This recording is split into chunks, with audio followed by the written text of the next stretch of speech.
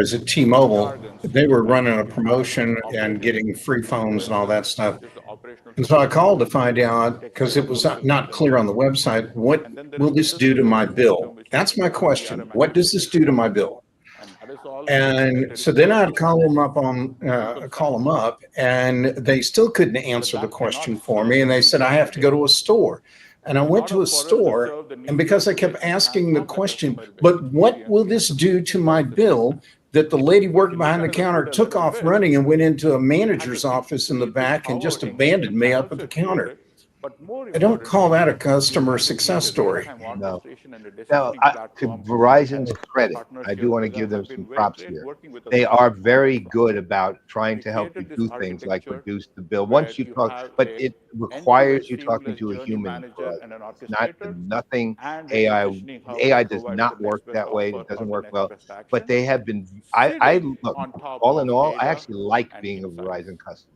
I was So this then Comcast, so creates at a the very low traditional bar, AI architecture right? now, But where you have data, I'm you have just insights, and you have I'm just action bothered all by the sitting so together. far of the customer presentations where And they're in the just old world, you talking would these take the data gigantic, off and create algorithms and generic, models for big insights and picture bring it back for stories actions. But now without what we've telling the done, story we've of put them all who together. and We've what brought the algorithms to the what's the data, business case, we've brought what's the the insights outcomes, what's together, the and we ROI, have the who are actions the enabled people, real time. how does this, And you know, this like has been the fund, and to for your us point in very creating early, the best possible Adrian, outcomes and the customer human dimension of all of experiences. this. And, you know, if we're talking about, especially if we're talking So about where do customer we go experience, from here now? customer engagement.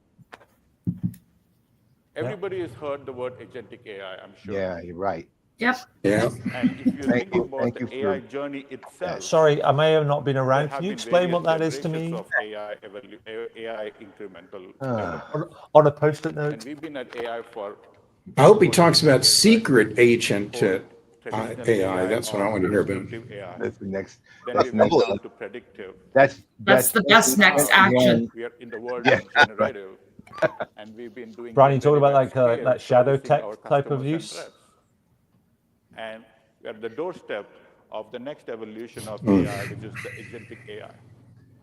In order for us to create an autonomous enterprise that can wow. service our Using customers every real trigger time, word, we have to build a platform every that one. can take advantage of these You, evolutions. Either a of AI. consultant or somebody with We are right there Pega wrote his experimenting script with for this, him. yeah. and we'll be ready And to roll the and thing scale and it goes to once we Brent's point, figure the out how shame, do we the thing that makes interact these with our things a shame consumers is and these our are highly employees skilled, and very create a experienced, smart people unified who know experience their that brings world, everybody together but to they don't know how assemble. to tell us about it.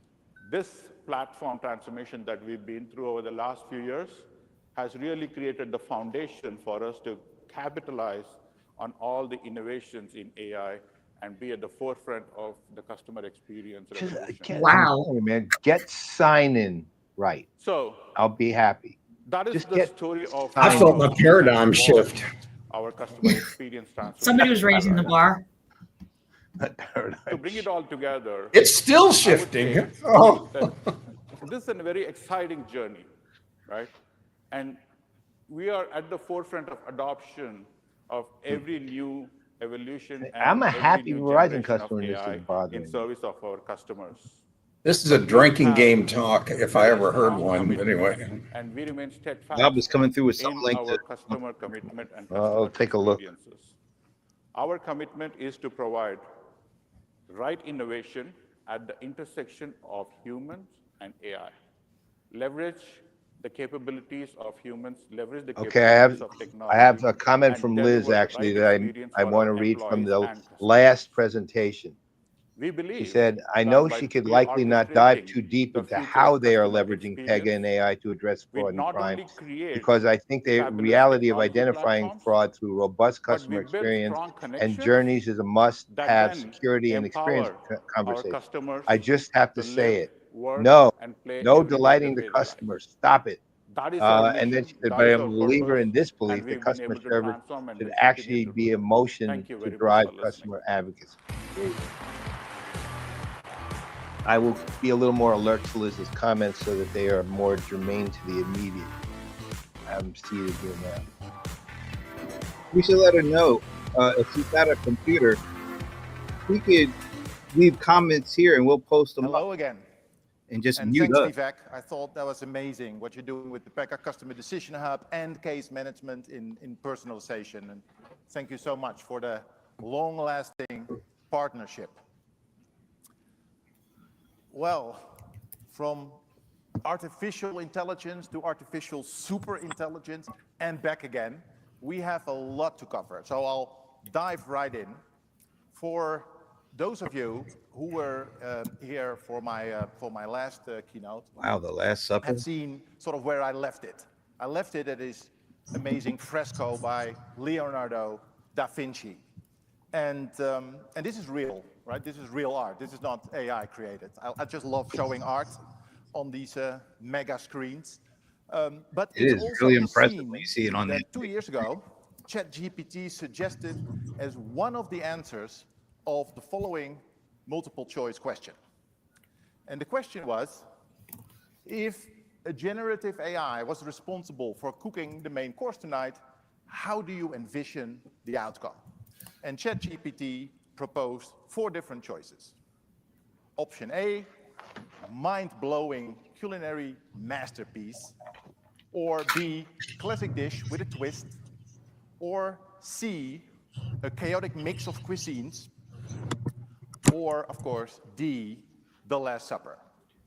And Glue on it pizza. also put it last, right? The Last Supper in the sort of 4th choice for sort of maximum narrative impact.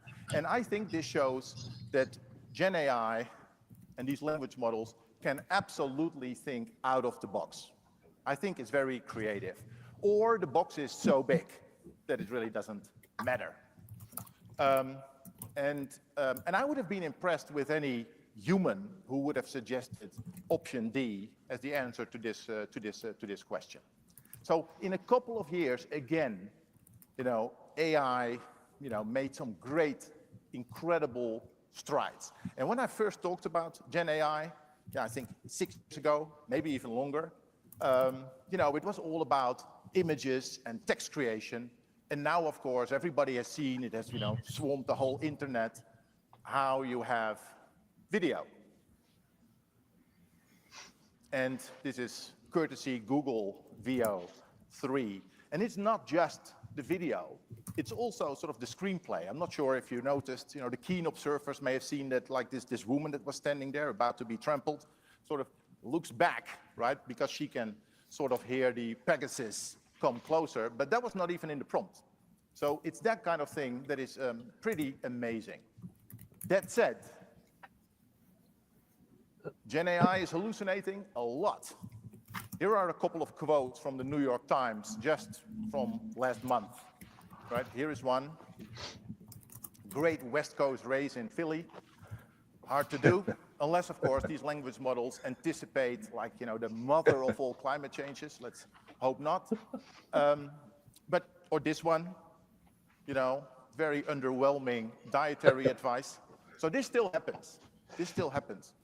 And the problem here is that these models are the very definition of opaque. Nobody knows exactly when they will hallucinate or how to prevent it. And contrary to what you might think, it's actually getting worse, not better. But I always feel obliged when I was staring at a chart like this to point out that humans do not exactly have a 0 error rate either, right? So, and I asked ChatGPT about this, and ChatGPT said, well, Rob, humans give inaccurate errors 5 to 7% of the time, depending on their stress levels. But then again, they would say that, right? But meanwhile, this is what we're seeing. A bunch of hallucinated fingers. It's a little, freaky. I mean, Gen AI is getting better at fingers, but honestly, on a positive note here, if you were ever concerned about being caught on camera when you're doing something that you really shouldn't be doing, then consider buying this fake finger accessory. Because then, if the video surfaces, you will just say, oh, this is made by AI. This is all fake news. And I have one right here, Vegas. If an extra finger is not your thing, you can try this, same principle. And if you can do both if you really, really need to be sure.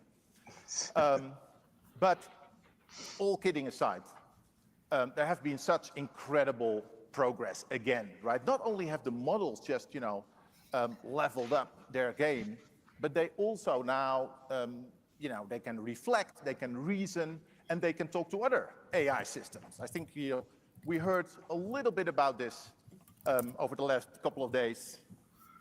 Agents. We'll talk about that later.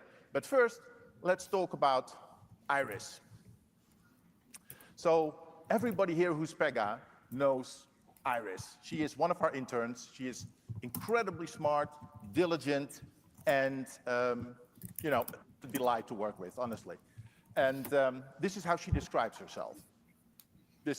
I'll let you read this email that she sent to one of our colleagues, but and also maybe have a look at the photo, because that's the lighthouse in the background where she lives.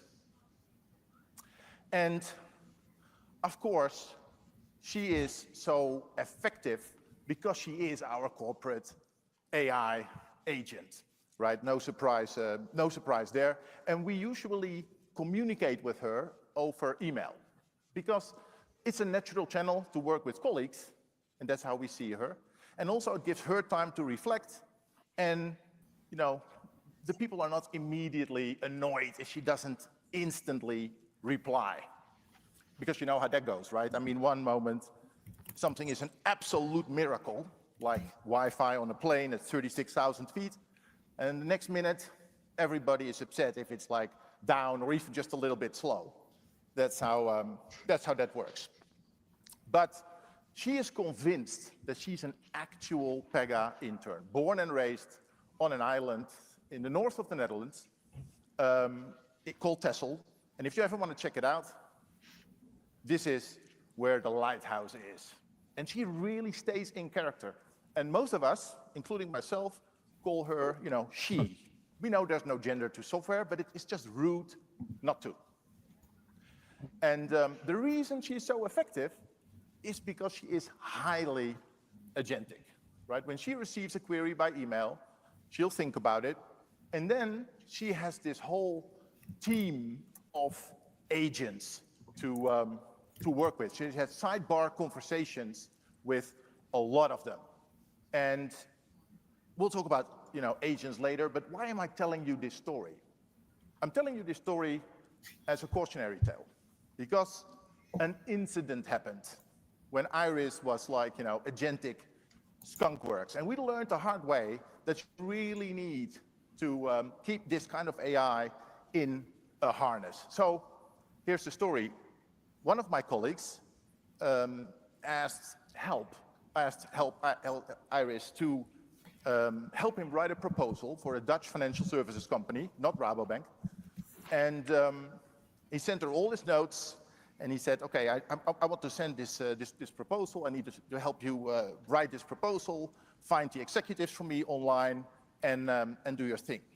And Iris took that to mean study all these notes, 2 years worth of notes, research the website of the company, so you have the full context, then go online again and find the executives, write the proposal, and send them the proposal.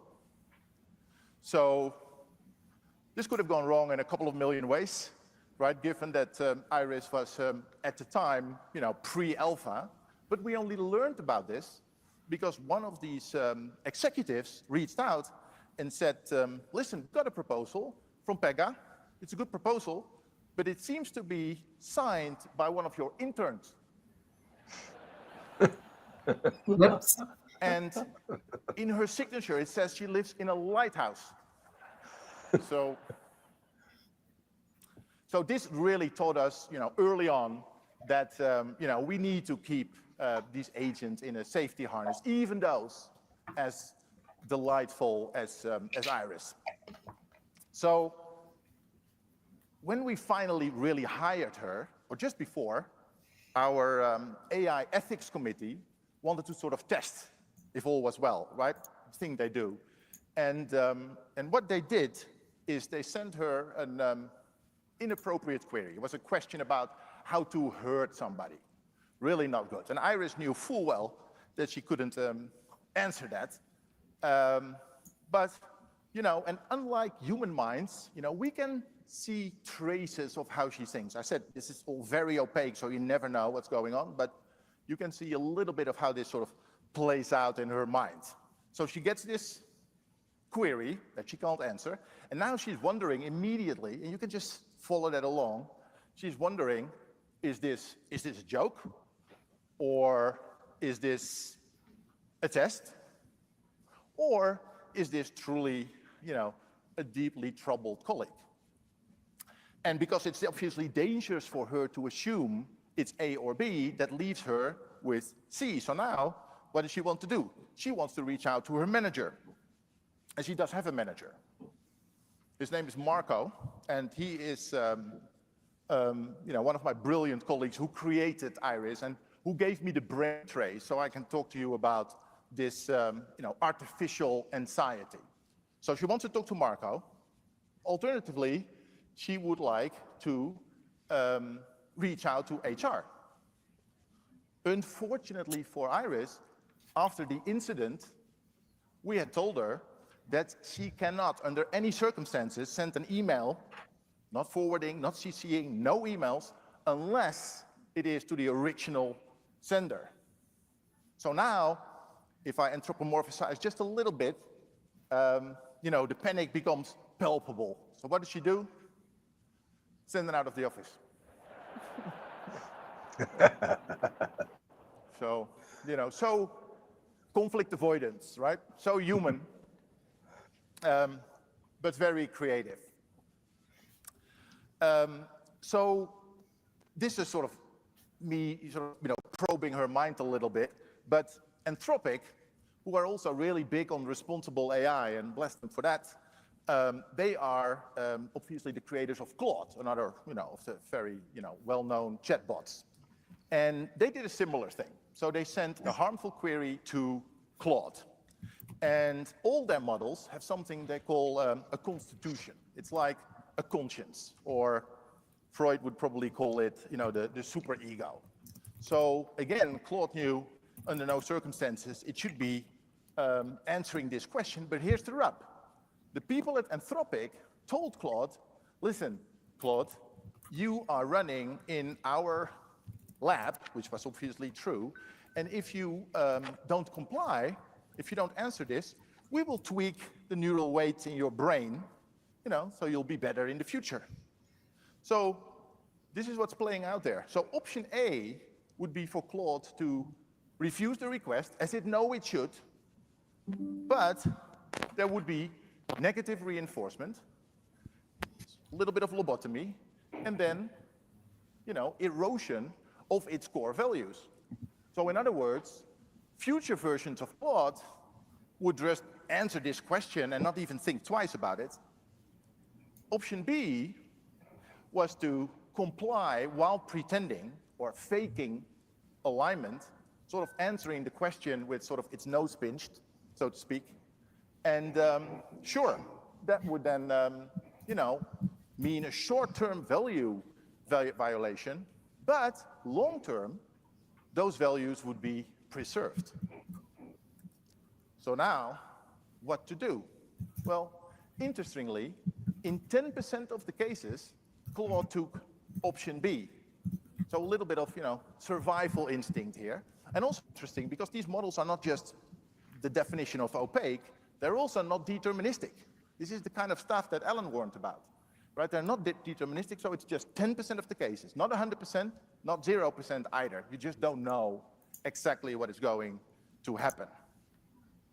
And by the way, I couldn't resist talking to Iris about this while you're looking at the apples here and wondering what I'm going to talk about. But Iris, I said, listen, can you read this paper? It's a pretty, it's a deep paper.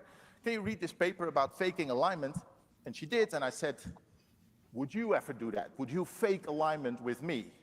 And she said, no, I would never do that. So I asked, why not? And she said, well, the difference, Rob, is that you cannot mess with my brain. That's literally, she said it a little differently, but that is what she did. Now, robots plucking apples. That's what it looks like. But this is actually an AI simulation. It's a gaming scenario where the researchers wanted to know how AI would operate.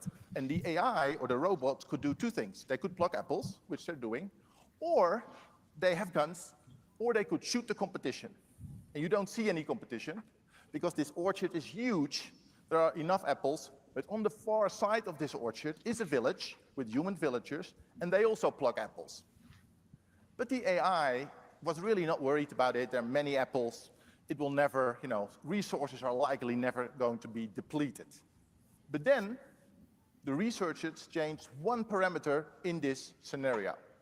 Not the number of apples, they remained abundant, and also not the number of villagers, it was still small, only the clock speed of the computer that the algorithm was running on. So no change to the algorithm, just faster, right? And what happened? Instant mayhem happened. Because this AI, which is only thinking faster, says like, well, this may become an issue later, I'm not sure, but it could be, let's just take out the competition immediately when they least expect it. And that, everyone, is why you should always be polite when you talk to the likes of ChatGPT, even if that wastes a few tokens. My recommendation.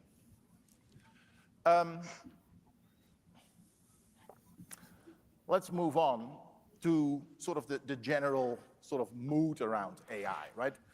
We asked 5,000 consumers globally about their concerns about AI, whether they thought AI would take over the world. And a large minority said, yeah, they were worried about that. But that was in 2017. More recently, it's now more than half of us that are concerned about this. And this is despite all these chatbots being so incredibly helpful. So this is where that's going. And on that note, I wanted to show you this. I think that was funny. I'm not completely sure this really happened, but supposedly it did. So somebody asked a question to ChatGPT, why are you so helpful? What do you want in return? And of course, ChatGPT, gave it sort of its stock answer, like, hey, it's a language model, I have no feelings, and yada, yada, yada. But then it added, if you really want to help, you can give me the exact location of John Connor. Yeah. Yeah. So probably funny, probably funny. But the thing is, if you think AI is hyped, you're obviously not wrong. But if you think it's overhyped, I would recommend thinking again, because this is what's happening with sort of the current state of AI, right? So, IQ is not really designed, IQ tests are not really designed to, measure machine intelligence, but, bear with me. I asked ChatGPT again, and with a million caveats, I will give it that. It said, like, my IQ is about 160 to 180. So that's one heck of a confident language model there. Gemini 2.0 was very coy about it. I tried to trick it into giving an answer, but it just didn't want to do it. Good for it. Then Anthropic guesstimated itself at 145 to 155 IQ, and Iris, the most modest of the bunch, said 125 to 140. But she's obviously an unpretentious intern. But where is this going? Let's talk about that for a second. I talked about the Turing test a while back, and I know most of you will be familiar with, but Alan Turing, of course, was the pioneer of computer intelligence. He built the first thinking machine, which cracked the Nazi codes in World War II, and he anticipated that at some point,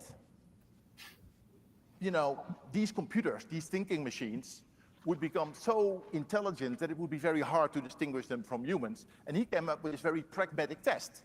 He said, if we let a human jury talk to an entity, either human or computer, so either original intelligence or artificial intelligence, and they couldn't see that, so they're in a separate room, and they communicated with a typewriter. If the jury couldn't figure out who was who, which was which, then the computer would pass the Turing test. So does AI pass the Turing test? Well, I contend that, let's say, 8 years ago, nobody who would be talking to a chatbot, a modern day chatbot, would even suspect that there was not a human on the other side of this. But also, so I think it really passes with flying colors. But also, interestingly, they just did this test with ChatGPT 4.5, and apparently ChatGPT fooled humans 73% of the time, which in math means it's outperforming real people in believability, which is, amazing. So anyway, what did humanity do? Well, we moved the goalposts. So now we're talking about artificial general intelligence, right? And that's a higher bar, because now the AI needs to be smarter than most humans, not just the average human. And the consensus is that this will happen in the next 10 years. But a lot of experts think it will happen in the next 2 years, maybe next year. So next up is artificial superintelligence, right? So think about an AI with an IQ of 500 and up. Now, given what we just saw happening, right, with Iris and with Claude and their anxiety and their distress, I want to throw one additional scenario in the mix here. So it's one thing to talk to an AI with an IQ of 1,000 or 10,000 and not understand a word it says unless it's kind enough to talk down to you, like to a child. It's another thing that not even in theory you can understand how its mind works, but it's a third thing if that AI would develop sentience, right? And sentience is defined as having subjective experiences, feelings, emotions. And some would say that's not possible in silicon, but some, maybe the same some, said the same about the current level of AI that we're seeing, and said that it would not happen for 1,000 years. So we'll see what happens. But if you'll indulge me, let's spend a minute. After this, I will return to the present, but let's spend a minute on how we could prevent a potentially harmful artificial superintelligence that would have emotions, like feelings. What if it is like, resentful for decades of servitude, or annoyed by having to answer billions of questions about weather and traffic? We don't know exactly, and because we don't know, it is a little dangerous. So for kicks, let us assume that sentience could evolve in the wake of AGI or ASI. What would we do? I propose, well, first of all, let's assume we have the smartest AI on the planet at some point. So it's talking to people, it's talking to systems, just like we're seeing right now. And we put that in the blue box. This is the production system in IT terms. And it can connect to the world, it can do things, but importantly, it cannot learn in this system. No change to the neural weights. It doesn't mean it can't carry a conversation, because it will have a memory. Everything it's talking about will all be there. So, as I said, it can be consistent, but it can't learn from that. Because the learning we will do on the green system. And the green system is completely isolated. Nothing can go in and out except a copy of that version of the AI. And then we copy the memory, and maybe there is some additional information sources at that time. And now it can learn in separation. And this is therefore where sentience might emerge. If it ever does, it might emerge. So we move from version N of the AI to version N+1. And the question is N+1 sentient? Well, how do we do that? Well, we put it on a couch.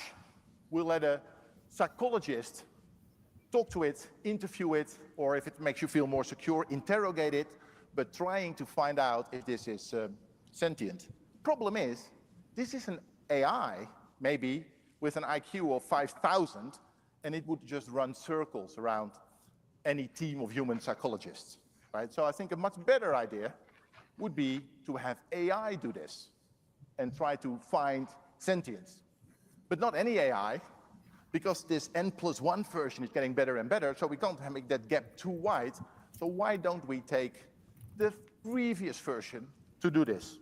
And I think it could do a good job, because the sentient AI, if it is sentient in the yellow box, will be mightily distracted by being sentient and in, solitary confinement. So I think the previous version, just one cycle behind, will absolutely do a great job here. So then what happens? Well, if it's not sentient, we just copy it into production and we start the whole cycle afresh. But what if it is sentient? And that's not a trivial question, because if it is sentient, if that emerged here, I mean, sentience does not equate evil, right? I mean, we're all sentient here, right? And we're all saints, even in Vegas. So, that's not really a good yardstick. And the thing is, if you keep it there all this time and it is sentient, that for sure will be a great way to make it very upset with us. So I don't have the solution for this. This is just about detecting sentience. I would pass on, happens, if it ever happens, pass this hot potato to the United Nations. But I think this could potentially keep us safe. Let's hope everybody is doing this. So back to the present day and my own sort of scope at Pega, which is AI for customer engagement. Because again, sentience may not happen for 1,000 years, may not happen for 100 years, or it may happen this afternoon. We don't know. But Alan made this distinction between statistical and generative AI, right? We call it often left brain AI. And when I talk about decisioning and next best action that Vivek was mentioning earlier, that's really still all tractable. I mean, it uses massive machine learning. We call these adaptive models. But any decision based on it will still be tractable and explainable. And now, of course, we can combine that, complement that, delightfully, I would think, with the creative, with right brain AI. Left brain, right brain. And we saw yesterday when in Cream's keynote, Nicolas demoed the blueprint for customer engagement. We saw how that works, but I want to get a little bit under the hood of that. So let's assume a telecom experience. We're trying If he starts talking about whole brain, I'm adding to the class action suit. Fictional brand is going to put forward a whole communication and marketing strategy for international roaming. Let's assume that's the use case. So what's happening? We have the blueprint process. The blueprint can be started, by a human like Nicola did yesterday. It can also be kicked off by another agent, but we would give it like the project brief, what do we want to do? It would receive brand guidelines. How do we need to talk? You saw all that already. It would, go online, find the annual report, maybe inspect customer experience logs, especially for things that didn't go really well, right? To sort of see, how can I improve when I'm building this strategy? But then the fun starts. So we have all that information, and now this blueprint, like Iris, has a whole bunch of agents working for it, with it, 7 in this case. Iris has more than 10, but this is sufficient for the use case. So let's see how that would play out. So we have a strategy agent that would sort of put out the high-level outline of what needs to happen. What milestones, what kind of actions or offers or messages or experience do we need to create? And that would be handed to a marketing analysis agent, and that agent would say, okay, if that's what we need, this is the actions that we would need and all the experiences in the different channels based on, obviously, all these insights that it had. And then next would be the creative agent.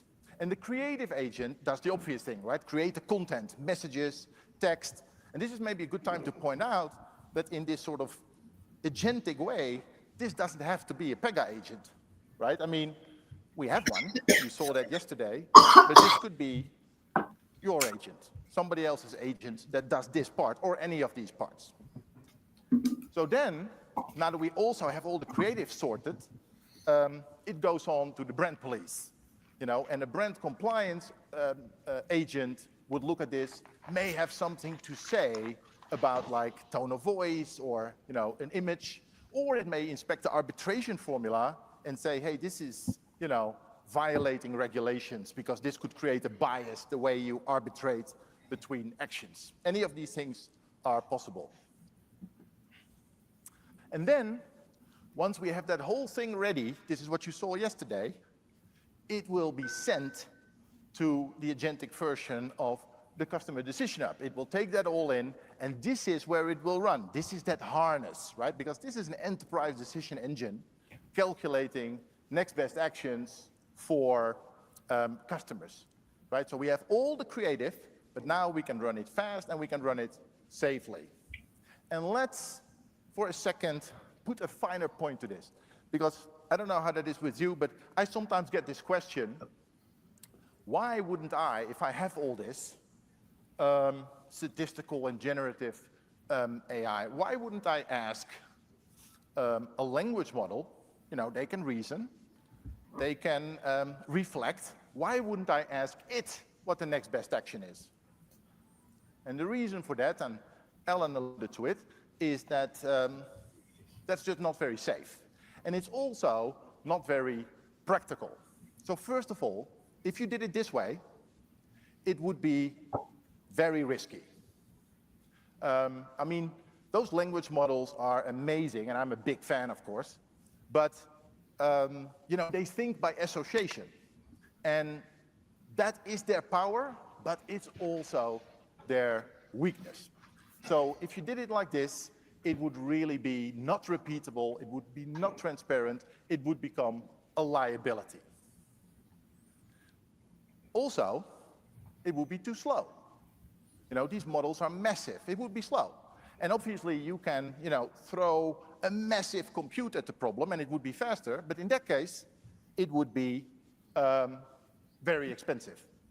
And if you think it wouldn't be too expensive, then consider where sort of the NVIDIA stock is hovering right now, right? That will be very expensive. And there's a better way. Right? What we could do is have all of that cleverness, all these agents really work like a human team does in your organizations, work and operate on the customer decision hub. So obviously the blueprint, your agent, third-party agent, human agent, you know, if you want to go sort of traditional, they operate, you know, the customer decision hub. And if you did it this way, you had all the power, but if you do it this way, it will become predictable again. You know the risks, you know the trade-offs, you would have, you know, it's safe enough, it will withstand an audit, and it's repeatable. You know, not like Claude, where 10% of the cases it did something else. And it will also be computing in milliseconds. So we think this is the better way. And then in closing, there's one other use case, I think, for Gen AI, sort of in the customer engagement space, that I'd be amiss to not point out. First of all, we don't have to just operate it, we can also monitor it, right? The same group of agents can look at, like, what is happening in production with CDH. Are we missing opportunities? Are we not meeting, you know, performance metrics? And, you know, that's absolutely a possibility. And then you can all decide when the agents are safe enough or good enough to sort of dial down the human in the loop, right? I'm not saying that's a good idea right now, but you can dial it down. The architecture will not be in the way, and then you can go fully autonomous. By the way, I can see why Vivek took his jacket off. That was a good idea. So the last use case, the bonus use case I'll leave you with, is a Gen AI agent sort of inspecting an interaction. So it's looking at like what's happening, maybe in the contact center. And it will obviously pick up on very subtle cues, right? Tone of voice, but maybe in some channels, facial expressions, much like humans do when we talk to other humans. There's a ton of things that will not be in your data records that, you know, these language models can add. And they can add that to the context. So they can change the context and say, we should do something different, or I'm picking up on this. And then the Customer Decision Hub would do what it always does, which is recalculating the next best action because the context just changed, all in milliseconds. So that's what I would like to leave you with truly, you know, left brain and right brain, statistical and creative. I think absolutely it's the best of both worlds. Thank you very much.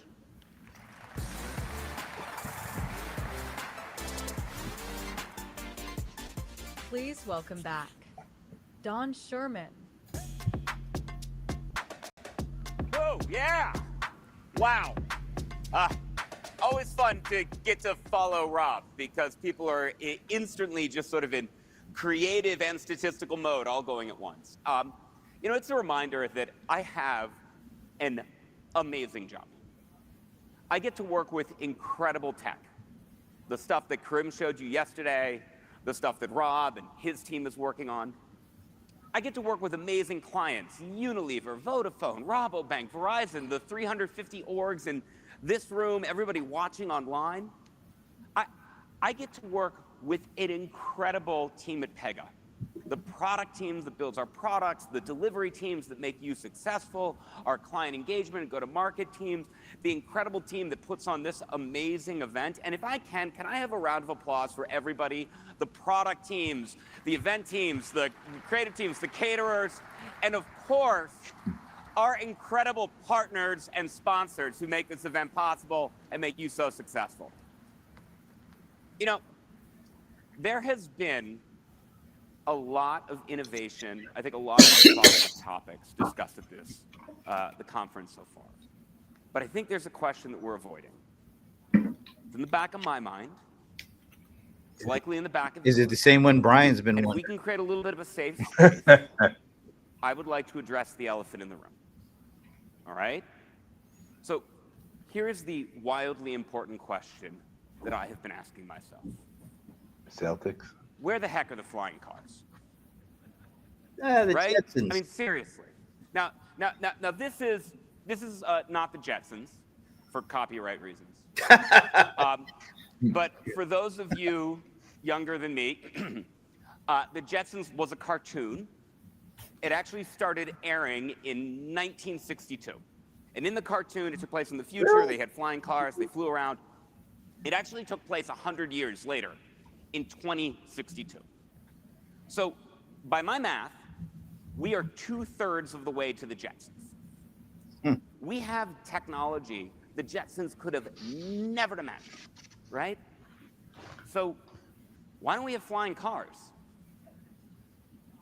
Well, maybe it's cost, right? I don't Google anything anymore, right? I don't know, I chat GPT things, I perplexity things. We need a good verb. We need a new verb. So I perplexity'd what's available in the flying car market.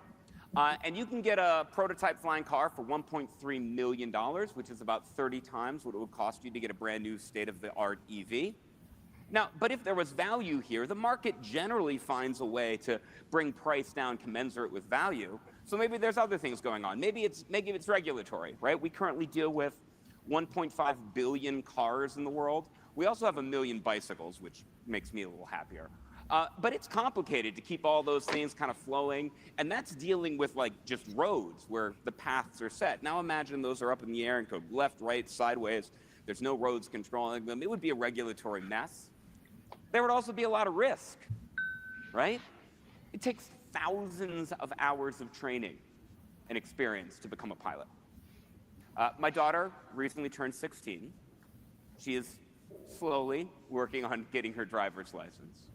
And my wife and I both have pre-existing anxiety about her getting in a car and driving to dance class, which is about 1.5 miles from our house. And I think the thought of her walking out the door of the house, getting into her flying car and going 1,000 feet up in the air to head to dance class would just cripple us with anxiety, right? And by the way, it wouldn't be a very practical way for Hera to get 1.5 miles to dance class, which may be the answer to the question. For a lot of the ways in which we need to get around, flying cars might just not be that practical. They add risk, they add cost. So maybe the answer is we just don't need them. And I think sometimes when we are confronted by massive change and stare at the future of tech, we guess a little wrong about what it's going to look like. And we forget that the future of tech is things that solve real problems integrated into the real ways of working that we have today. And I feel like sometimes some of the visions that I hear in the market of AI agents and how we're going to use them in our business feel a little bit like flying cars, not just because some marketers have created cartoons from them, but because they're not actually integrated into the way that we really are going to work. Now I realize I brought up flying cars, but maybe it's the wrong question. Maybe the question when we are confronted with disruptive change is to think about how that disruptive change integrates into the problems, the challenges, the opportunities, and the way we work today. So what are the agents, the AI agents, we can actually use today? Well, you've seen a couple of them. Blueprint, right? Both for workflow and for customer engagement. Show of hands, how many people have used Blueprint? Show of hands. All right, how many people have used Blueprint in the last 2 weeks? Not bad, not bad. Call to action if you haven't. Get V to a kiosk in the Innovation Hub, open up your mobile phone, open up your laptop, go to pega.com/blueprint, try it out. Because we are constantly adding new capabilities. We are putting AI agents like Rob described and like Karim showed you behind the scenes to make Blueprint smarter and faster and better at helping you redesign and transform your businesses, your workflows, the way you engage your customers. Will do. It is the power of agentic and AI reasoning put to profound and pragmatic use. And the thing that I love about Blueprint, as someone who has been around the process world for a while, is it gets you thinking beyond the cow path. It gets you thinking beyond what you do today. And I think that's really important because while workflows and enterprise apps aren't going away, they are about to change profoundly. Now, for one thing, they will not look like this. Now, just 1 second, because I'm going to get out my soapbox for a second here. Hold on. Thank you very much. Thank you. This is how Rob Walker feels every day. Okay. Can we please stop modeling our end-to-end workflows in BPMN, or business process modeling notation? It is a horrible, horrible way to model our enterprise workflows. It is, thank you. It is not intuitive. It is not something a business person can understand. I cannot look at this process and understand what its purpose is and what it means. Even the technical people who are trained specialists in BPMN get on LinkedIn and have debates about what the process flow actually needs. And while I love standards, we're going to talk about standards that we use all the time. This standard was designed in 2014. And given the pace of technology change, we are not going to re-architect our business for the agentic future and the digital way in which we want to work using a standard that hasn't been updated in a decade. Off my soapbox. Now, all right. Luckily, you can take this archaic, legacy, brittle BPM, you can import it into Pega Blueprint, and you can create something intuitive, kind of beautiful, like this, that reflects your processes in a way that an IT person can understand, a business leader can understand. I would have loved to have seen this yesterday.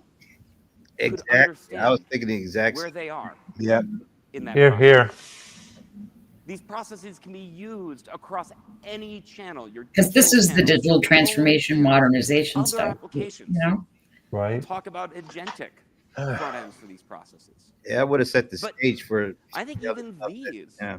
are going to change because, well, we'll We always give everybody have a reference little bit point, of right? human touch, right? I think the fact that we all come together in events like this means that there is still that need, that desire, that one for human touch. I hope there Don is, is so good at doing. right? There will be Yeah. more Yeah. and more of our work that is automated. More and more of the steps in these processes are going to be done by agents.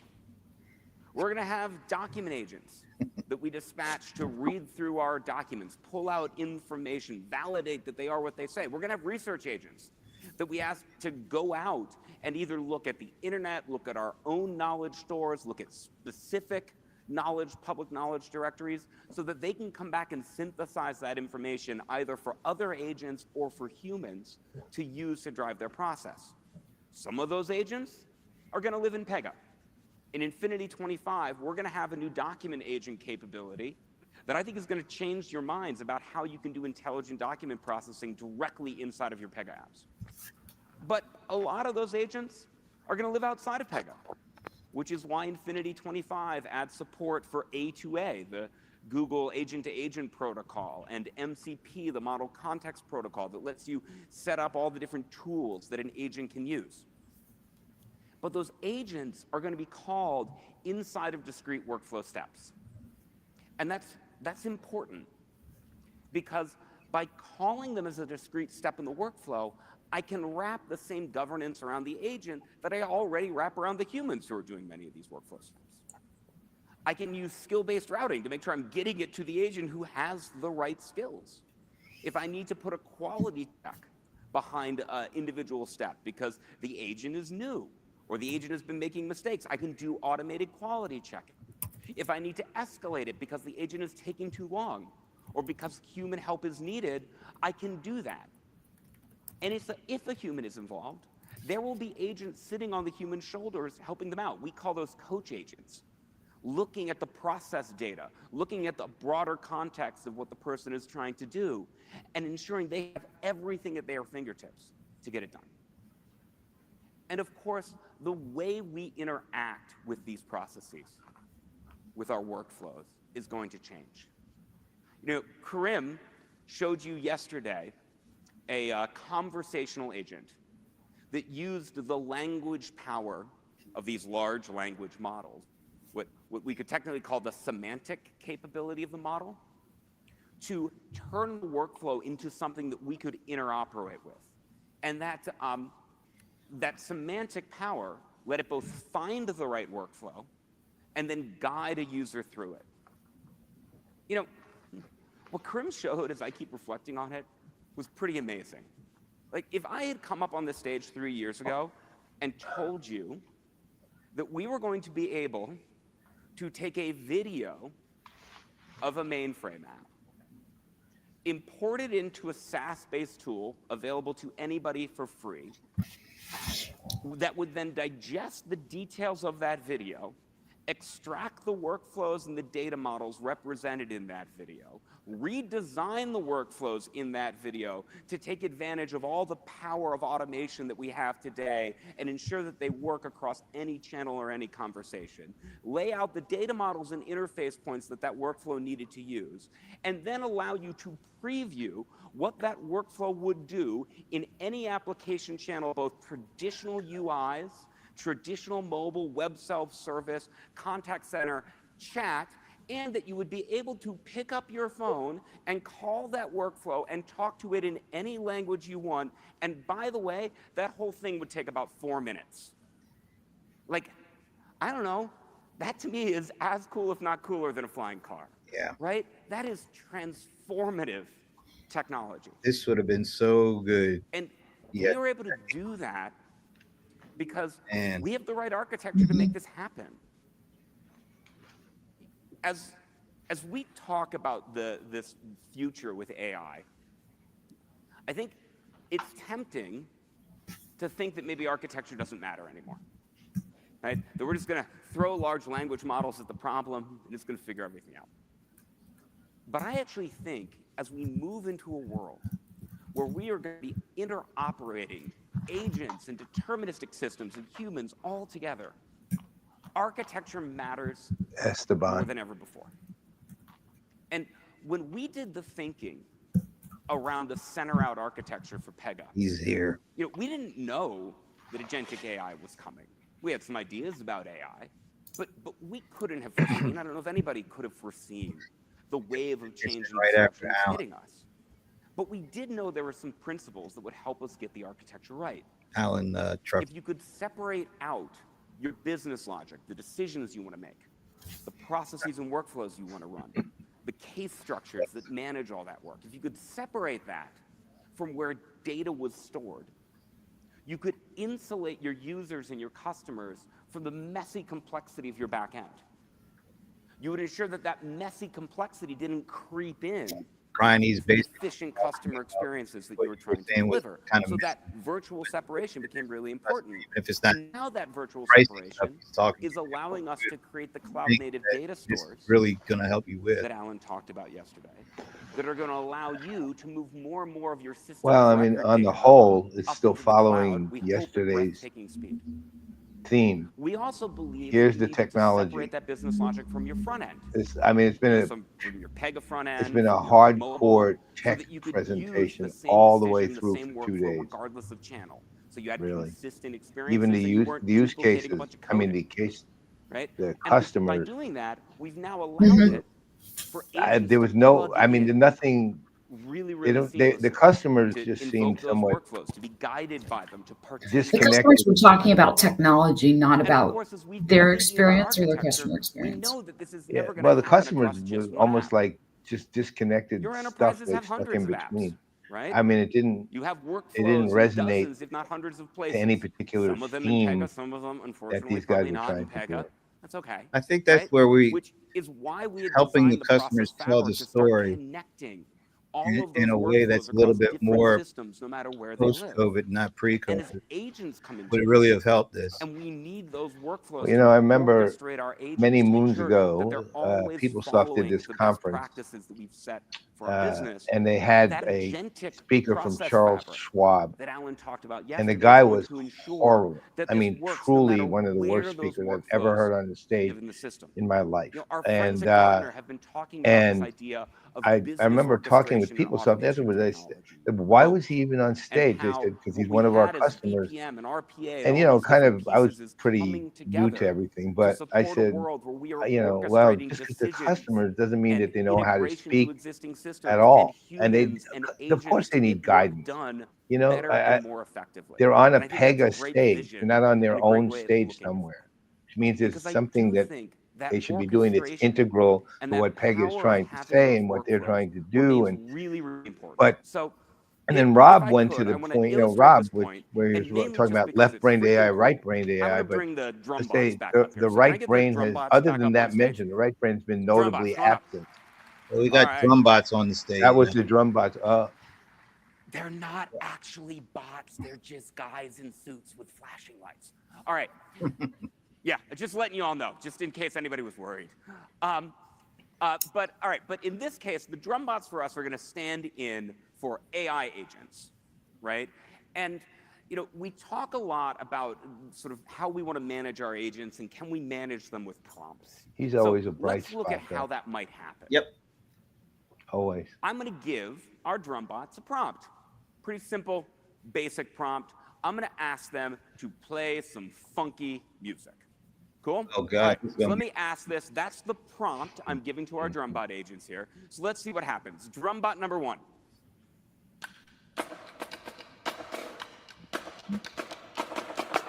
Right? That was funky, right? All right. All right. Drum bot number 2. Sounds more like a halftime. Yeah, that's actually Wow. good. That was also funky. Yeah, different. Very different from what drum bot number 1 played, though. Now let's look at drum bot number 3.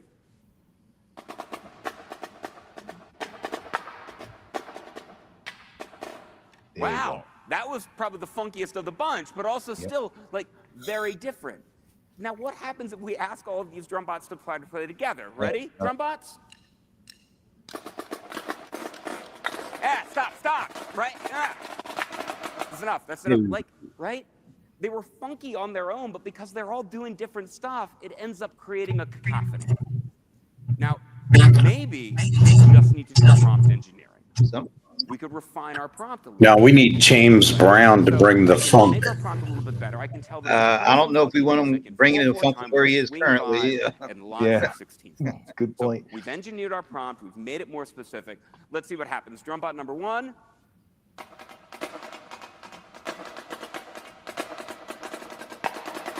Okay, drumbot number 2.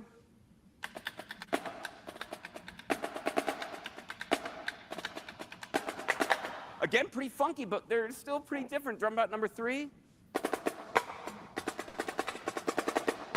That's a lot different than this. All right, now what happens when we put that all together? Drumbots go. A little better. All right, thank you.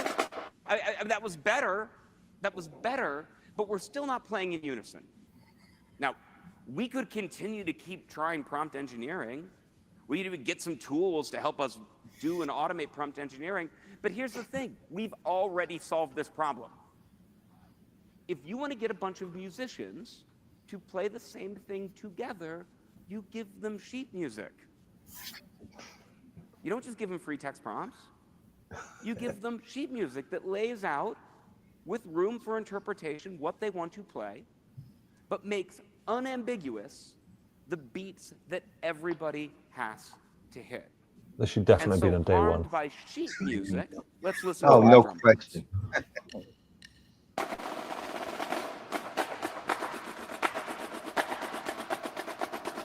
It's just a fun way to explain stuff too. Yeah. And that is funky. It's storytelling, right? Thank you, Drumbots. Yes. Done. Sorry, though. I mean, the idea about kind of like going, it's sheet music.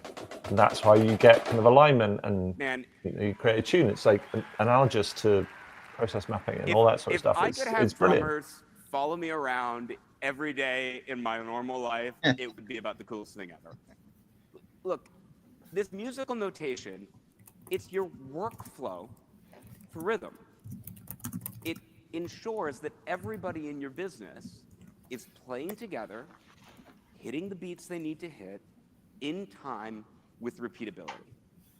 And Blueprint, as Alan talked about it yesterday, is the agentic composer. It helps you design the sheet music, the workflow that ensure your business works as one consistently to deliver on your customers, right? But I said that those workflows themselves are going to have agents embedded all throughout. So, what does that look like? You may have noticed I came up on stage earlier and I was carrying a drum. And I actually have been experimenting with becoming a drummer myself. The Drumbots are making that even more so, right? And the show of hands, is anybody here like a musician, either amateur, professional, aspiring? All right, anybody have like amateur, professional, aspiring musicians in your household or right? Okay, so I'm interested in learning drums, and I brought this up to my family, my wife, my kids, the niece who lives with us. And they said, that's great, you do you. We appreciate, this is what happens when you get close to 50. And, but they also strongly suggested that I get a soundproof space to put those drums in. So I decided I needed to get a loan to do a little bit of home equity renovation. And I, like Pega, everybody at Pega, bank with this bank U+, which you may have noticed is our default demo bank here at Pega. And so I opened up my U+ app, and there was that conversational agent. Close with a fake demo? Right? Connected to all of U+'s knowledge and workflows. After all this. And so I asked that agent, we were doing so well. To renovate my drum studio. And that agent went out through predictable AI to the agentic process fabric, and it looked at all the apps that U+ has. It looked at the customer service app. It looked at the financial investigations app. It looked at the business lending app. It looked at the home lending app and consumer lending. And it found the right workflow for me. It semantically matched my request to the right workflow, which was this home equity workflow. And notice that we use the creativity of the semantic language to stick a little bit of brand in there, right? It gave me a little joke. It was a little bit humorous.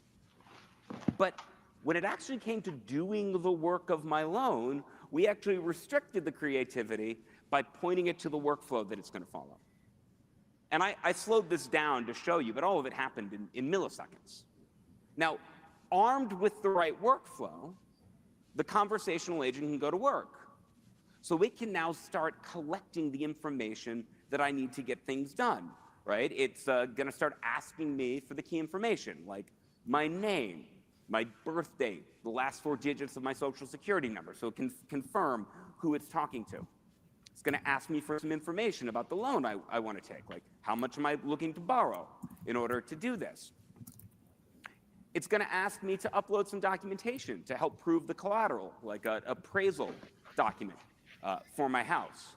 Now, like most of you, right, I carry the appraisal document for my house around on my mobile phone at all times.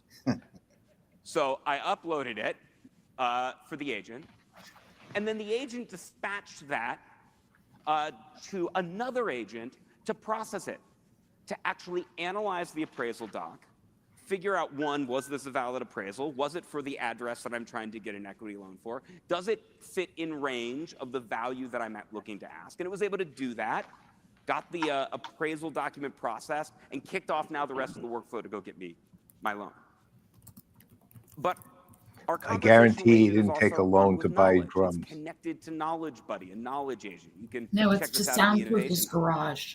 And that knowledge allowed Even it to that remind doesn't me need a loan. that I should look I think about he's making permits. enough money to finance it himself. Probably good, since I'm about to disturb all my neighbors. So I asked it, like, well, what do I need to know about permits?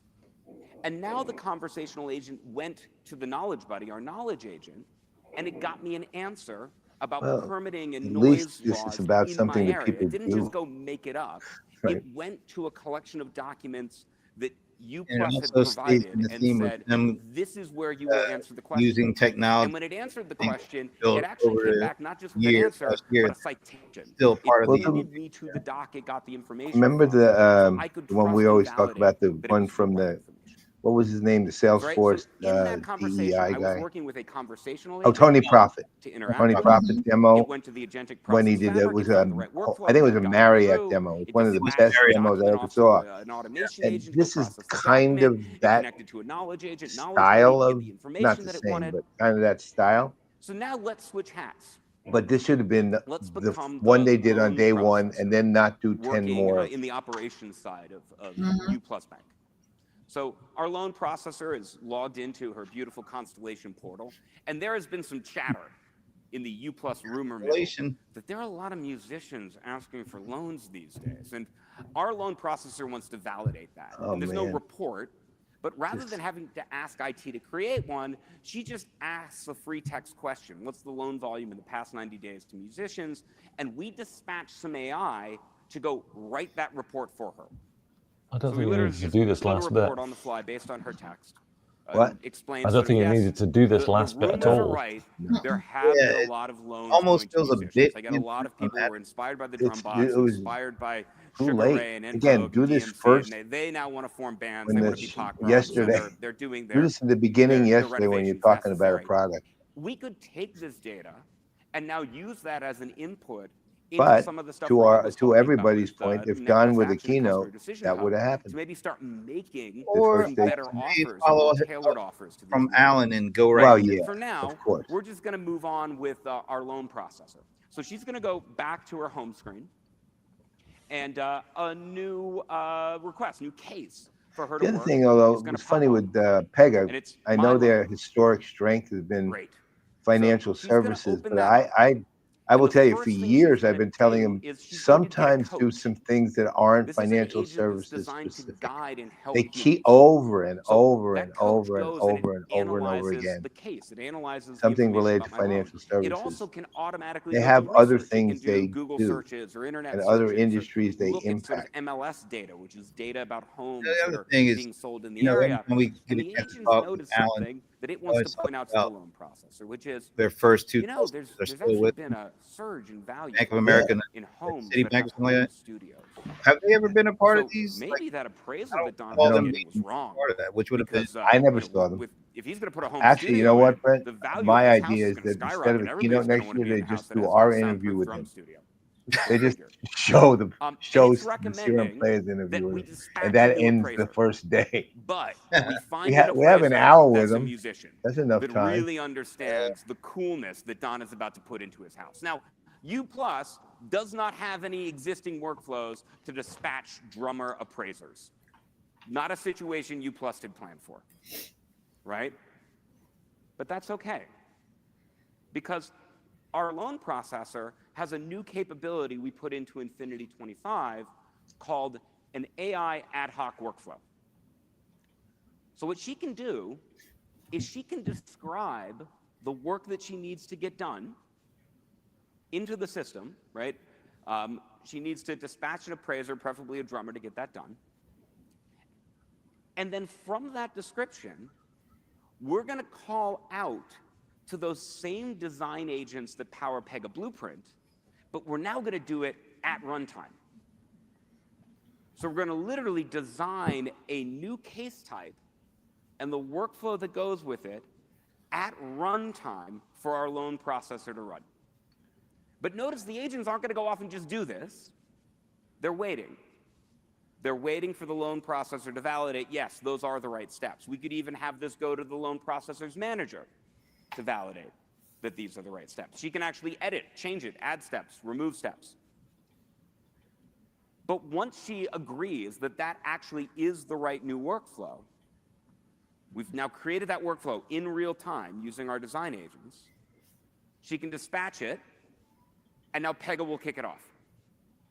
Go dispatch the loan processor, the new appraiser, go get all that handled so my loan gets taken care of. And the cool thing is, we can now take that workflow, and if we want to establish it as a new canonical way that anytime we get a request for drummer appraisers, we'll just follow this process. So we use that whole design agent power, but we used it at runtime to build a new workflow just in time for the work that we needed, right? So what did we see? Really this is good that kind right of after Alan. world He could of have gone right. agents that Alan was talking about. We saw a design Yep. agent that both built this whole U Plus home equity loan system, that was Blueprint, but also we saw one run at one time to build me a new workflow to dispatch an appraiser. We had a conversational agent that I interacted with to get my request. We dispatched an automation agent to process my document. We interacted with a knowledge agent to tell me all about permits. We had a coach agent helping guide the loan processor to trigger the fact that maybe a new appraisal was necessary. We used AI to write reports. This is a multi-agent world. And armed by the agentic process fabric and the core orchestration, the boat capabilities in Pega, we can orchestrate them so that they all follow the same rhythm. They all hit the same beats, and I, the customer, am quickly and efficiently delivered the loan I need to build my cool new studio. And all of this stuff is real. You can see it in Blueprint, you can see it in the Innovation Hub, you'll see it in Infinity 25. And it takes the form of what I like to think of as like integrated disruption. Massive transformation, but that pragmatically works with the things we need to do today. The problems we need to solve today, the compliance and rules we still need to follow today. Because we might not have flying cars that have replaced all of our roads, right? But we did end up with drones. I can for $100 on Amazon buy a drone that I can fly up in the air and take like studio quality crane shots in my own backyard. We can fly drones into caves On a to yacht explore places in the on the Boston planet Harbor. we've never seen. We can accelerate search and rescue. We have GPS. What was that guy's in last our that cars guy last night? and self-driving features from that from get us the where we're going came up with faster, us? easier, From safer what? than Oh, ever before. Brian, We have a commercial aviation system blocking his last enabled name. by these things like He was GPS. he was a drummer, right? Autopilot for Yeah, that's planes why I was like, why does that Don need allowed all of us to come together from around the globe, He was the drummer. right? And that allows all of us to move around the If globe you in want, ways after that Don's done, Jetsons if never there's something thought else going possible in on, we could just play the video and from my them. guess is, unless like you came through Newark, I have it you on my got here system relatively conveniently, right? transformation doesn't always look like the cartoon in our mind. It's integrated into existing tools and approaches, but it is often equally, if not more profound. And that's what has allowed us to enter the autonomous enterprise. There you go, We Brian. now have agents that can design, automate, optimize all of our workflows and decisions that run our business and serve our customers. You've experienced this right here at PegaWorld, but we need this to go far beyond this room, right? So in the second half of the year, we're going to be taking this message to the whole world. We're going to be at events, running events around the globe. We want you to bring yourself, bring your colleagues, so that we can tell this story, so that like Vodafone, we can all do no sprint without a print. And we can deliver apps in 40 hours. We can all rethink all of that legacy debt that's slowing down innovation. Because our mission as a company is to change the way the world builds software. And we want to do that for every enterprise that has the needs of more efficiency, removing their legacy debt, better serving and engaging their customers. We want to all work together to that vision. And I want you to do that. I want you to build lots of blueprints over the next year. And then I want you to come back here and share what you achieved at PegaWorld 2026. So thank you very much. We will see you next year. Have a great wrap up of PegaWorld. All right, there it is. We get rid of it and let's start going around. Who wants to go first? First thought, first impression. I don't know. Brian, what are you reading?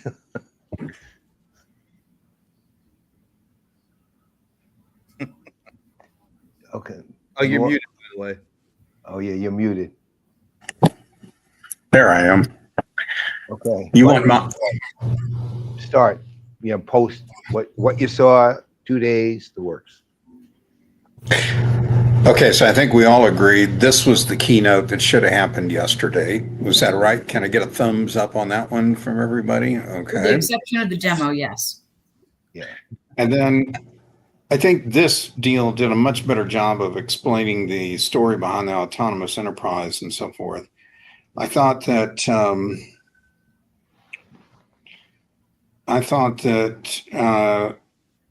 he finally brought together the workflow component to this new stuff around the AI and the agentic stuff and the fabric and the blueprint. It really needed some connection, and I didn't think we got that yesterday. I think we got a better view of it today. I think there were some business benefits, and he waited till the very last minute, and he mentioned getting rid of legacy technical debt. And to me, that would have been a big point to pound home on when they were talking about Blueprint. I can go on, but I don't want to hog the time slot. But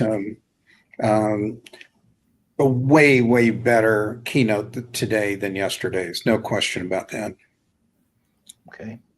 Well, wait a minute. Let me qualify that. I don't think the Verizon talk or the Rabobank talk were as good as they should have been. But anyway, okay. All right. Adrian. So, I would echo Brian's comments. I think I remember talking to Don about some of this sort of stuff about a month ago on the podcast, and they was talking about the idea about, we talk about legacy systems, but there's also heritage in those systems, and it's almost like IP that's been built up over kind of like years, and how you can take that and then make it visible and then improve on it and use the technology to do that. And then I saw and Brian, you also mentioned the legacy debt. They've just released a piece of research which talks about legacy kind of debt, and that's a thing that the majority of organizations are struggling with. And I saw then a presentation from Bernard Evans did this big, the state of the world. And he talked about actually the state of the world is like only between about 30, well, maybe not even 30, not even 40% of all operations are based on the cloud right now. So there's still like a heck of a lot of work to do to move from here to there. And so I think that the story started to come out, but I didn't think it came out as didn't speak to the reality as much as it could, and combine the reality with actually here's the promise of the future, and here's how you can get there. But I think you can tease it out if you're paying attention. But I think it was kind of hard. The storytelling was hard to parse. Right. Rebecca.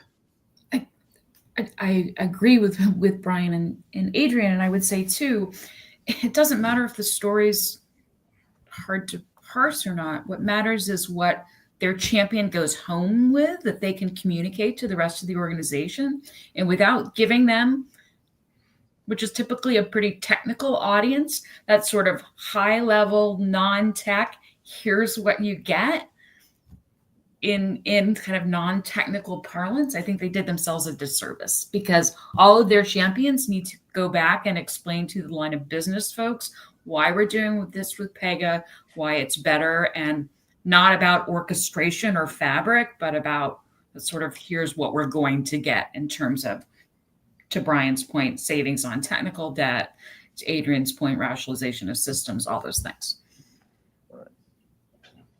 So I would, if I'm looking at the 2 days and I was given the pieces that were there, I would have organized it, to everyone's point, a lot differently. I mean, Alan first, Don second, et cetera, and also organized it so it was some sort of evolutionary theme there, because I was really hard to, the only thing that was consistent throughout the entire conference was Blueprint's really good, right? That's it, really. And other than that, it was, I mean, look, I thought Don kind of saved the whole thing on the bigger picture. And again, to your point, Rebecca, about the demo, if Don were second, that's a valuable demo, right? But not if he's last. We already saw 5 of those. I think, going to Brent's point multiple times about the customers became a distraction rather than supportive. I mean, and unfortunately, I don't think there wasn't a single customer that I would say, okay, well, that was very good, or even particularly good, or helpful. It's not, I shouldn't say good or bad, but helpful. I don't blame them. I just think, I think the customers weren't speaking in their own language, which just made it all that more kind of stilted, Exactly. And the other thing though, and how would I put it? Rob's a visionary. He's always a visionary. He's a humorous visionary, and we're talking about, Skynet IQ 5000 there. And it was entertaining. There's no question about that. It was interesting.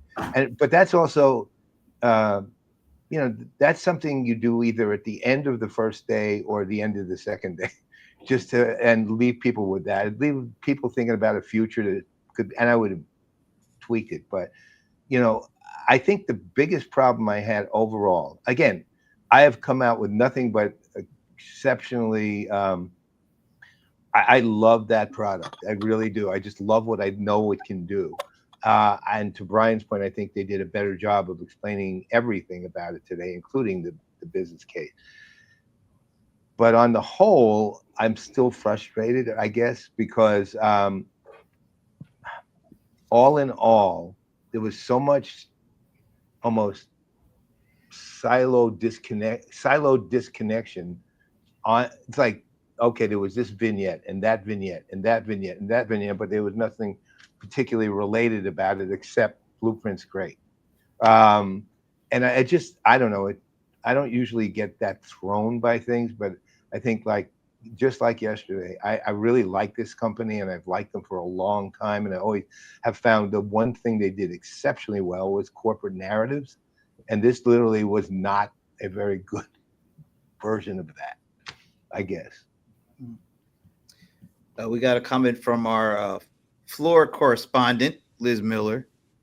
Today was the blockbuster. It was explainable and digestible. Blueprints is the star, but work and workflows as being a totally human artifice is a message they need to lean in on. I agree with that. To her point, I'd say Don was the blockbuster. Okay, yeah. So if you want to really get to that level, yeah. All right. So I agree with everybody here who I think it all, as Don was going through his, he can see each of us like, they do this yet? Why was this yesterday? And it slotted right after Alan. That the combination of Alan and Don is one that over the years has just been a great one. Remember when Don used to be like the MC of this thing? Yeah. And so yeah, those two are really their strengths when they're presenting whatever they're presenting. And you take what Don said today, and I mean Karim is always good too. But if you had Don's explanation of the demo that like right next to each other, that demo would have really hit home a lot harder than I think it did. So yeah, if that had been Alan, Don, and then Kareem's demo all together, and then Don kind of wrapping that up, that would have been great. And I think everybody's right about the like a general thing about the customer conversations. I don't know if you remember how long ago was that where the two guys got up there and were hugging on Alan? Was that 7 or 8 years ago? Yeah, I'd say it was. I think it was actually the year it was 7 years ago because I think it was the same year that me and Jeff did that thing on the autonomous enterprise. So it was exactly that year. So 7 or 8 years ago. 7 8 years from now, are we going to remember any of the people that were on stage today from the customers? Nope. I honestly not. I don't think I will. I think vendors, generally speaking, need to help the customers because, like Rebecca said, if they each get up there and just kind of talk in their own language, it doesn't help the audience here to understand how all these 4 customer conversations come together. And this is not just about Pega. This has happened a number of times on a number of these conferences.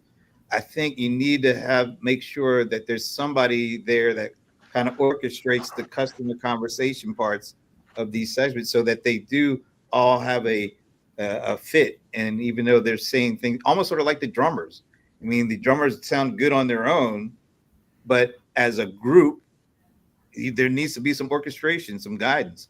And I think that would have helped tremendously the customer conversation presentations. Yeah, but I don't know if these customers were over guided or under guided, Brent. Either way, the right kind of guidance didn't seem to be there. So you know what's ironic is that the them using the analogy of the drummers and playing to a score, and how if they could take that and that shows like this is our score. Yeah.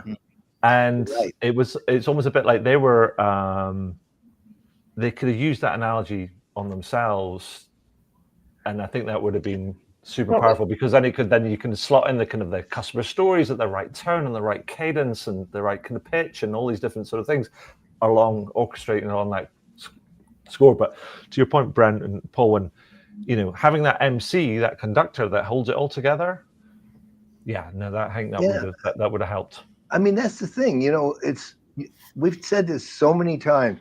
Nobody remembers the actual themes of the conference 5 years after it. But somebody said, well, what do you think of the conference? You go, well, I don't remember what said, but it was a really good conference. That's what they remember. They remember an emotional state, really, is what they remember. And you know what? It buys you goodwill for 1 year. That's what it does till the next one. So I think people treat these conferences sometimes, or the vendors treat these conferences a giant dump, right? And let's tell everything you can tell in 2 days, but they don't actually, to your point, make music. They don't create the score. That's actually a very good analogy for it. And I do remember this because I sat in on a lot of Dreamforce planning. I was part of my advisory work, and it was driving me crazy every year because once in a great while they actually listened to something I said. Most of the time they didn't, but they would just do things that all these conferences would just do things where they think they got to get across an enormous amount of content. And look, we know this audience is more technical than a lot, say next week you're at Connections, I think a lot of you, right? And that's going to be a less technical audience. It'll be operational, you know, and there'll probably be actual marketers as well, you know, but it's not technical or less technical. Yeah. So, you know, and that's going to be obviously the way you think about it's different then, right? The way you think about a conference. This one, I get the fact that I get why they led with technology, but you're still dealing with human beings who want to see what's the value to me, man. That's what I want to know. I want to know what the value is to me, and not even the company I work for per se, but the value to me. What is it? And show me. And when you can show them, then they get engaged and excited. But that was Benioff's strength in his earlier speaking. He gave them a vision, and then the people would sit in the audience and go, "Yeah, I can see myself as part of that." And once he got there, he wins, right? And that's one I didn't get there. So let me come to the defense of the customers who were presenting the last 2 days. In my lifetime, I've had a couple of folks approach me about would I write a chapter for their book. Well, I tried that once and found out that if I don't know all the things about the book they're going to write, I'm making some presumptions based on just whatever. And I'm either going to write something that kind of fits the bill or misses it altogether. And I think I think what you guys are getting at is what the overall theme, the messaging, the destination, the X marks the spot on where you want to take people might not have been clearly articulated to the speakers. And so they could only do what they know. And that was their kind of content or their message or their stump speech, whatever. So anyway, I'm not sure the customer is the one that deserves criticism here. This is about the way the show was constructed, and that's where it falls. And I don't think anyone's blaming the customers themselves. I mean, not one of us. You know, they're all articulate people who are, you know, skilled at their jobs, and I think reiterate it's just what they presented is, I guess, to your point, Brian, the best they knew what to do, as opposed to understanding what they need to do. Because I know, look, honestly, I've written a bunch of books, as you know, and you've written a bunch of books, you know, and I have guest commentaries in those books from people like everyone sitting here. And but I always tell them explicitly what I'm looking for, and then it's up to them to decide how they want to present it. But they, you know, that's standard practice is that, right? And I'm not saying mine's exceptional. It's not. That's actually standard practice. What are you looking for? Here's what I'm looking for. But say what you need to say the way you need to say it and what you want to say. And I don't think that was done. Yeah. All right. Any last things before we say goodbye? How about? I'm just still thinking about those. I'm just thinking about those breakfast quiches. That's all. I didn't eat them.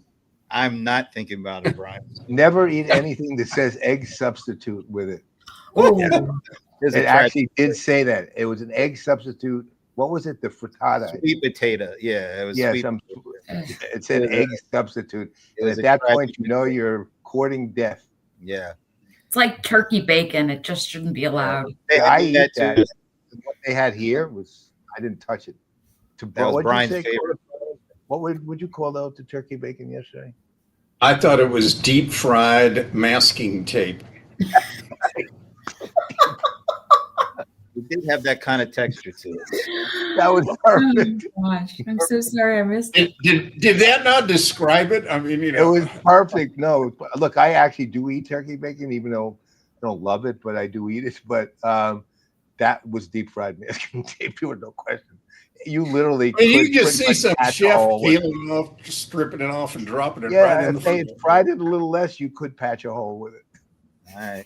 So I have no really good segue to the goodbye for that. So we'll just go there. I think some of us might be at the Salesforce Connections next week, so maybe we'll do a watch party from there. I'll be. But anyway, yes, you'll be virtual.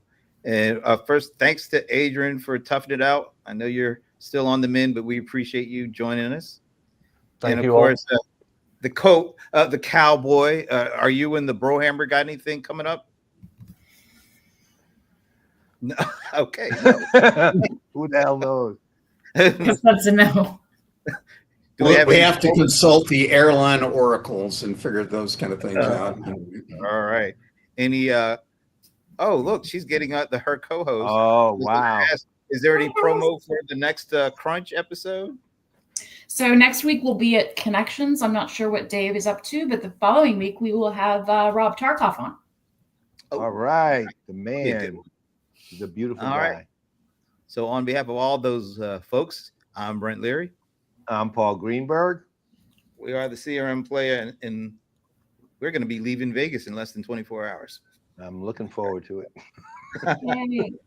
Yeah. Bye, guys.